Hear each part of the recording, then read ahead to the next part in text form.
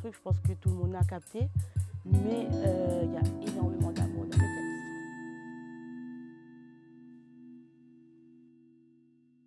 Moi, c'est Sika Airlion. Je suis chanteuse de reggae, dancehall, hip-hop, rap, maloya, un peu mélangé tout ça depuis maintenant, on va dire, allez, ça fait 3 ans que je me professionnalise, mais ça fait à peu près 10 ans que je chante.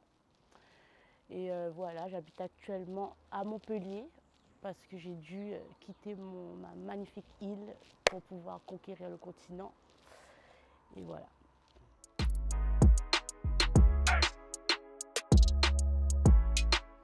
Bah, ça vient de mon métissage et de mon métissage aussi musical, on va dire. Parce que voilà, moi, à La Réunion, on a beaucoup d'influences.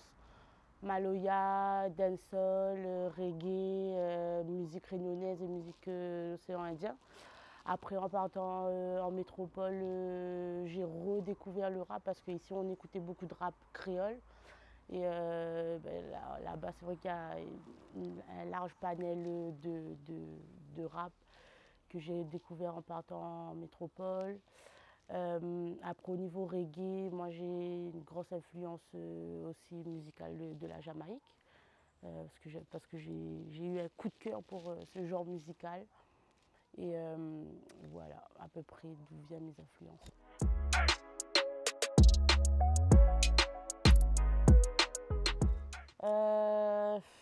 Qui je peux dire? Bon, Bob Marley déjà sûr. Après, je vais peut-être citer Kaya, Kassia, c'est 2 artistes mauriciens. Et après, je vais dire 4 du coup artistes, mais il y a Mikey Dia de La Réunion et Kalash des Antilles.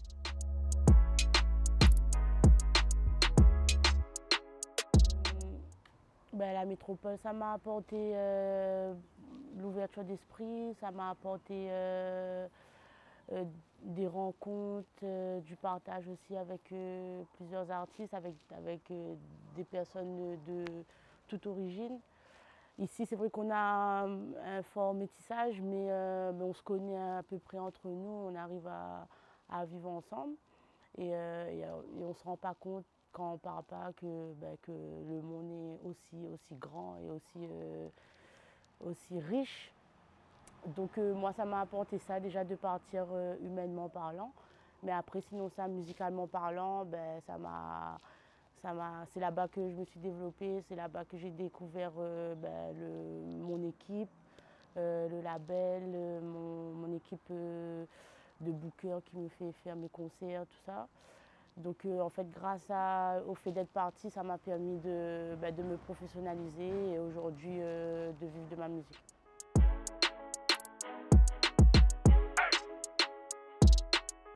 Ouais, je vis de ma musique. Après, évidemment, j'ai fait le choix quand même de peut-être avoir moins que si je travaillais avec le diplôme que j'ai. Mais c'est un choix que j'ai fait pour pouvoir justement être plus investie, avoir plus de temps pour faire ma musique et peut-être me faire connaître dans le monde entier et après, Inch'Allah, avoir plus.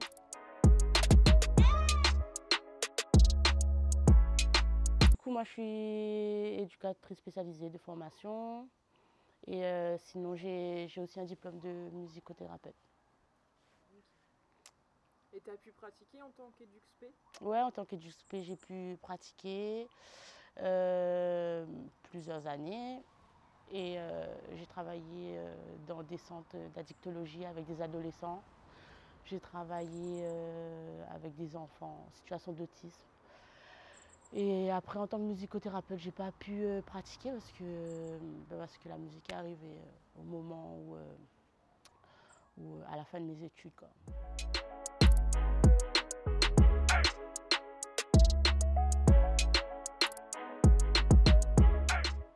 Ah, c'était la belle époque en vrai. À ce moment-là, c'était beaucoup. Son système? Ouais, l'époque son système, c'était l'insouciance, c'était la passion, c'était là ça. On était dans quelles années à ce moment-là? Années 2000? C'était quelles années Non, un peu après quand même, hein. J'ai pas 40 ans, mais Ouais. 2010? on va dire à peu près 2000, ouais, 2012, à partir de 2012. C'est aussi les premières années où moi j'ai commencé à faire de la musique, à balancer des clips. Et en fait, à cette époque-là, ouais, j'allais en son système. J'étais entourée de plein de potes et c'était que des gars. Et en fait, on se testait à chaque fois à se challenger à faire des bons textes. Et les sons de système, en fait, ça nous permettait, vu qu'on avait, à cette époque, il n'y avait pas de studio pour pouvoir enregistrer nos sons, ben, ça nous permettait de tester les textes devant un public et de voir comment ils recevaient notre musique. Donc c'était vraiment un challenge pour moi, mais aussi pour mes potes, hein. C'est juste que moi, en tant que meuf, vu que j'arrivais, j'étais souvent la seule fille, ben, j'ai quand même, je ne me rendais pas compte à l'époque parce que j'étais dans le feu de l'action et tout, mais avec du recul, je me rends compte quand même qu'il fallait quand même faire un petit peu plus que les gars, quoi. Il y avait une petite pression en plus, quoi. Ouais, il y avait une petite pression en plus, mais il y avait aussi, oui, il y avait une pression en plus parce qu'en fait, tu arrives, on voit direct que tu es la seule meuf, quoi. Donc, très souvent, quand tu arrives déjà, il y a des gars, par exemple, ils arrivent, il y a pas forcément, ils prennent le micro, ils chantent. Quand c'est une meuf, tu sens que le présentateur va prendre le micro pour dire ah bon les gars, là il y a une meuf et tout, faites attention, faites du bruit pour elle parce que c'est la seule meuf et tout, comme si qu'on essaye de te mettre à l'aise. Mais au final, ça fait monter un peu plus l'adrénaline qu'autre chose. Mais en vrai, c'était trop bien, c'était de la bienveillance de leur part.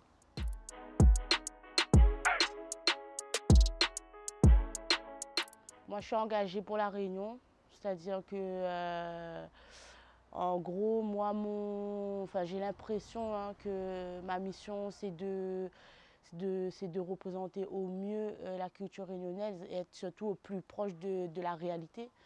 En gros, dans mes textes, bon, je parle d'un engagement aussi où je me sens concernée. Je ne vais pas non plus aller me mettre dans des engagements qui ne me parlent pas forcément ou que je n'ai pas les épaules pour les porter. Mais en gros, je suis réunionnaise, je sais qui je suis, je sais d'où je viens, je suis née là.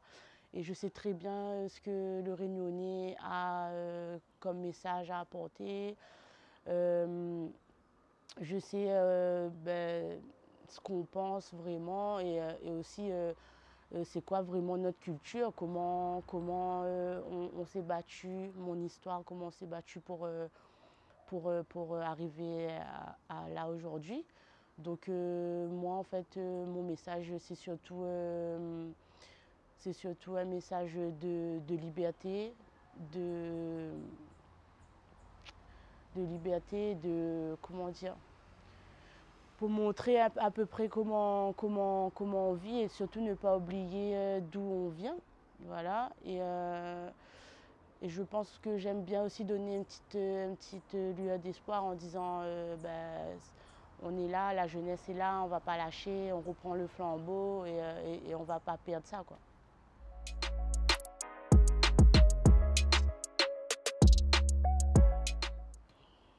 Oula. Il y a beaucoup de sujets, mais moi pour ma part et notamment dans la musique, ben déjà mettre la musique réunionnaise à sa juste valeur dans le monde entier. Montrer vraiment que voilà, qu'on a de bons chanteurs, on a de bons musiciens, on a de bons concerts, on a vraiment des bons spectacles, quoi, des vrais shows qui peuvent être exportés bien au-delà de la Réunion ou de l'océan Indien. Ensuite, après, on a plein de sujets de la société, hein, mais par exemple, moi je trouve qu'il y a beaucoup de construction à La Réunion. Il y a de moins en moins de places, il y a de moins en moins de cases créoles.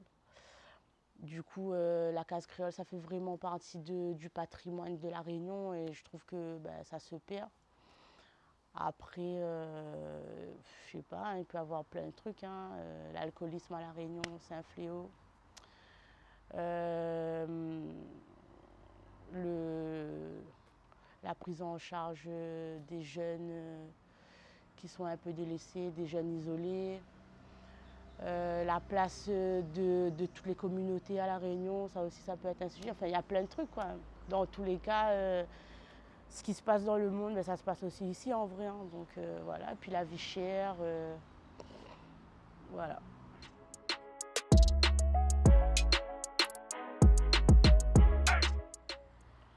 Oui, dans tous les cas, c'est sûr que les scènes ont évolué, les événements ont évolué.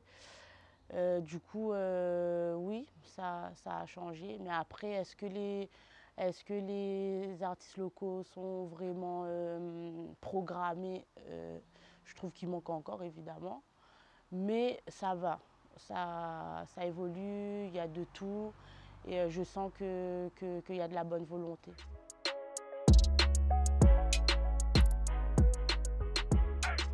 C'est quoi les sons lovers pour toi?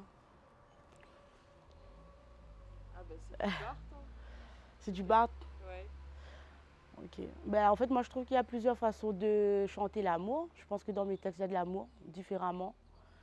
Et que, ouais, le zouk, chérie Doudou, je t'aime, c'est pas trop mon truc. Je pense que tout le monde a capté.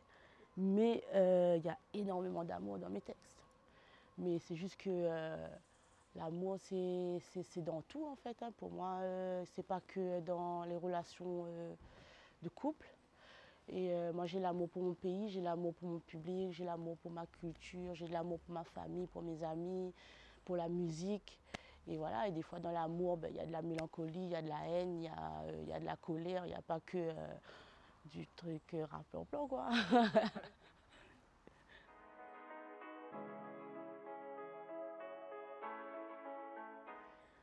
Ben, les musiques qu'on est obligé d'écouter. Il y a des musiques qu'on est obligé d'écouter. On connaît parce qu'on entend ça partout, donc ça nous bourre le crâne. Et moi, j'oblige personne à écouter mes musiques. Je peux comprendre qu'il y en a qui ne sont pas prêts à entendre certaines choses et ça peut prendre du temps, tu vois. Mais dans tous les cas, je j'écris pas pour faire du bourrage de crâne, quoi. Ok. Et tu fais ce reproche au monde de la musique en général, pas particulièrement à La Réunion? Oui, déjà au monde de la musique en général et surtout pour affirmer ma position à moi. C'est-à-dire que je reproche à personne quoi que ce soit, chacun fait ce qu'il veut, mais moi, mon choix, c'est de ne pas faire ce genre de son. Et voilà, après, la façon dont je le dis, ben, ça sort comme ça sort, hein.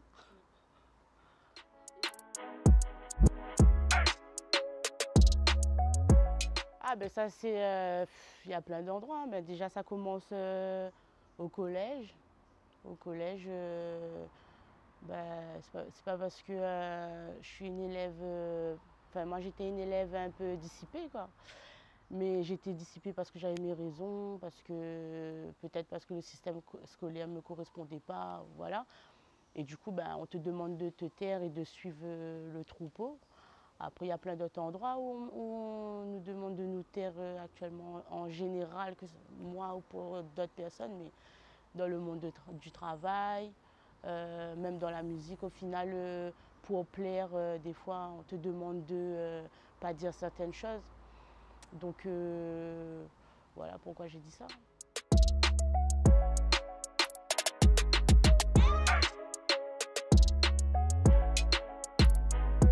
Franchement, en fait, moi, justement, je me suis battue toutes ces années-là pour pouvoir garder cette liberté-là.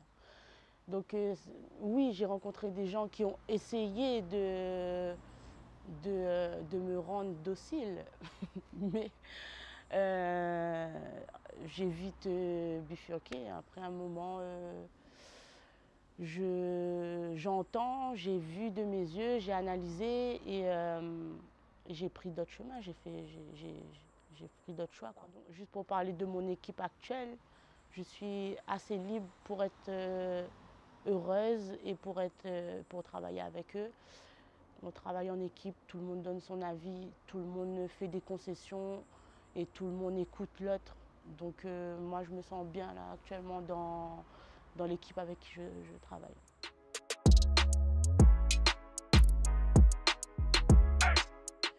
Ouais, mon premier album, ça va être, déjà il va s'appeler Endémique, en référence encore une fois à La Réunion et à tout ce qui est endémique, tout ce qu'on perd, tout ce qu'on a déjà perdu et tout ce qu'il faudrait ne pas perdre. Et cet album-là, ça va être un album de 13 titres à peu près, normalement. Il y aura 3-4 feats, ouais, il y aura 4 feats de qualité. Il y aura du reggae, il y aura du dancehall, il y aura de l'afro, il y aura du hip-hop. Ouais, il y aura de tout, un peu comme le P Intense, mais en plus travaillé. Comme je disais, là, l'album sera vraiment cohérent, chaque son, il y a une cohérence entre chaque son. Et voilà, je suis venue à La Réunion pour bosser cet album-là en 2 mois. Ouais, on a 1 mois et demi, 2 mois. Et on a beaucoup, beaucoup, beaucoup travaillé. Et j'espère que ça va être bien accueilli par le public parce que j'y ai mis beaucoup d'amour, beaucoup d'investissement. Et ouais, j'ai beaucoup travaillé sur mes textes notamment, sur mes messages, comme d'habitude. Voilà.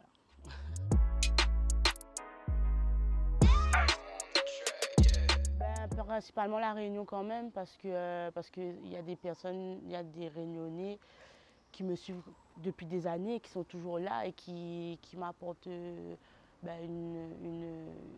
force depuis longtemps, quoi. C'est-à-dire que ça dure. Donc principalement les Réunionnais, mais c'est vrai qu'il y a aussi les Réunionnais de France qui me suivent et qui n'hésitent pas à venir au concert quand je suis là-bas. Mais sinon là je commence à avoir un vrai public dans la métropole en général et franchement ça fait trop plaisir. Genre, moi j'aurais pas pensé que mon créole aurait été autant bien accueilli en métropole et ouais, ça commence à s'agrandir là, donc merci encore d'être là et ça fait trop plaisir, tout le monde est accueilli à bras ouverts parmi les alliés de Sika Airlines.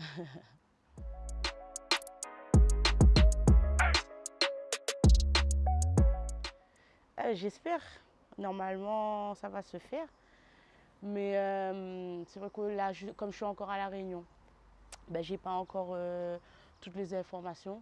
Mais je sais que mon équipe est en train de travailler pour. Donc voilà.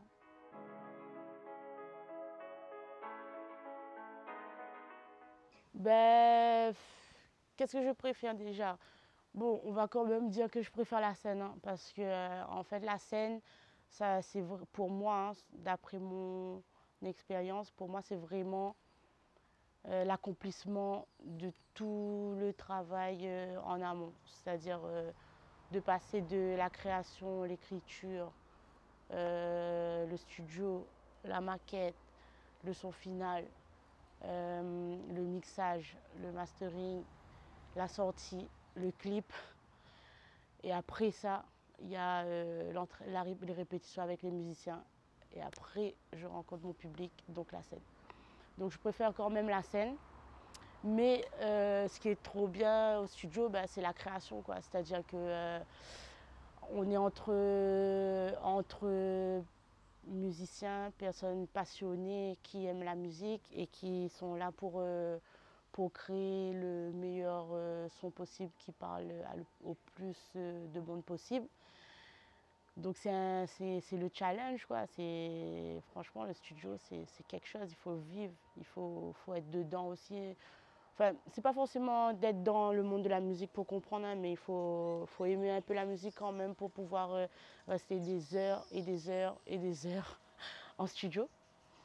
Et donc voilà, mais sinon après la scène, ce qui est trop bien, c'est que je m'amuse, je rencontre le public, je suis avec les musiciens, on danse, on se sourit, on se transmet vraiment les énergies de manière plus proche, quoi. C'est pas comme si que mon son passe en radio et que vous m'envoyez une story, c'est vraiment, on est ensemble.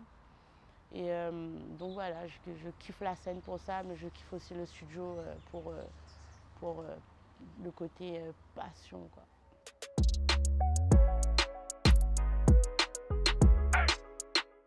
Mon feat ultime, je dis toujours Damian Marley, mais là je vais changer, je vais dire Kalash. Hein. Yes, aïe. Kalash, si tu m'entends, n'oublie pas.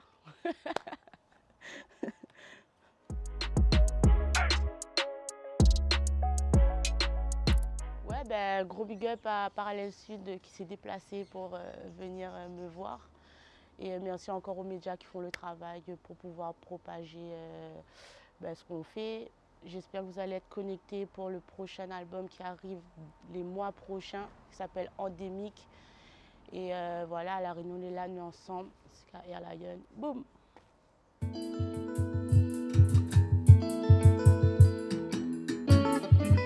Si vous avez aimé cette vidéo de Parallèle Sud, média réunionnais indépendant, partagez-la. Et si vous voulez soutenir la liberté de la presse, faites un don sur notre site parallèlesud.com. L'info est un droit, mais elle a un prix.